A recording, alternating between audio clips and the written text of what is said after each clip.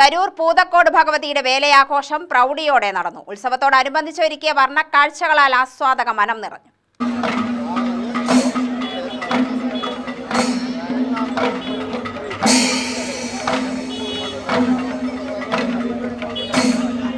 മധ്യാഹ്നത്തിലെ വേനൽച്ചൂടിനും സായാഹ്നത്തിലെ മഴക്കാറിനും ഉത്സവാവേശത്തെ തടുത്തു നിർത്താനായില്ല. വെള്ളിയാഴ്ച പുലർച്ചെ തന്ത്രി കൈമുക്കുമന വാസുദേവൻ നമ്പൂതിരിപ്പാടിന്റെ കാർമ്മികത്വത്തിൽ ഉത്സവ ചടങ്ങുകൾക്ക് തുടക്കമായി. ശിങ്കാരിമേളവും പൂക്കാവടിയുമായി രാവിലെ ക്ഷേത്രാങ്കണത്തിലേക്ക് കമ്മാന്തറ, കുളക്കാട്, ചേലക്കാട്ടുകുന്ന്, വാളക്കര, കോഴിക്കോട് എന്നിവിടങ്ങളിൽ ഉത്സവ വരവ് ആരംഭിച്ചു.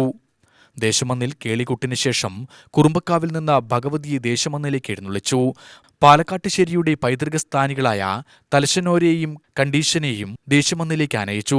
പൂതക്കോട് ഭഗവതി ക്ഷേത്രത്തിൽ മേൽശാന്തി സുബ്രഹ്മണ്യൻ നമ്പൂതിരി ചൂട്ട് കത്തിച്ചു നൽകിയതോടെ ഉച്ചയീട് കൊളുത്തി. വൈകിട്ട് പുതുപ്പള്ളി കേശവൻ പൂതക്കോട് ക്ഷേത്രത്തിൽ നിന്ന് ഭഗവതിയുടെ കോലമേറ്റി പുറപ്പെട്ടു.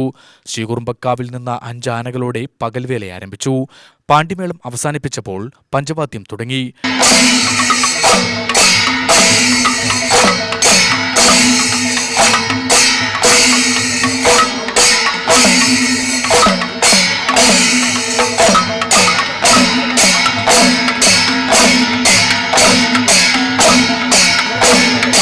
ഏഴുമണിയോടെ വേലമന്നിലെത്തി. രാത്രി കാവുകയറി കോലം ഇറക്കിയതോടെ പടിഞ്ഞാറേപ്പാടത്ത് വെടിക്കെട്ടിന് തിരികൊളുത്തി. ഗാന്ധി മൈതാനിയിൽ വെണ്ണമല നന്ദഗോപൻ, വെണ്ണമല അനന്തകൃഷ്ണൻ എന്നിവരുടെ ഇരട്ട തായമ്പക വാദ്യവിരുന്നായി. ആനപ്പന്തലിൽ നിന്ന് പൊട്ടിവേല പുറപ്പെട്ടു.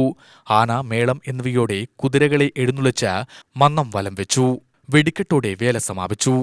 UTV news, Palakkad.